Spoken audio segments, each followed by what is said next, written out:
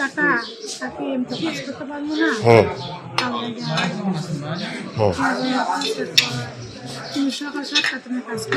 সকাল 7টাতে। হ্যাঁ, আচ্ছা আচ্ছা। আপনার কাছে চুরির কোনো আলামত পাইছে? চুল যে কাটছে? হ্যাঁ, আচ্ছা। আপনার সাথে যে আরো 2 জন ছিল, এরাও কি কাজ করতো তার বাসায় নাকি? হ্যাঁ, 3 জন কাজ করতেন একসাথে। কি কাজ করতেন? হ্যাঁ, আচ্ছা। 3 জনটা একসাথে চুরির অভিযোগ দিয়া পরে চুল কেটে দিছে। 3 জনের চুল কাটছে। বাকি 2 জনের নাম কি? আপনার নাম কি? ঠিক আছে।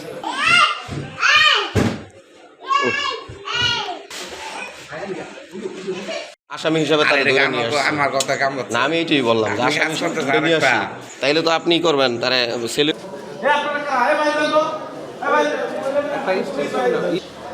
দাঁড়ান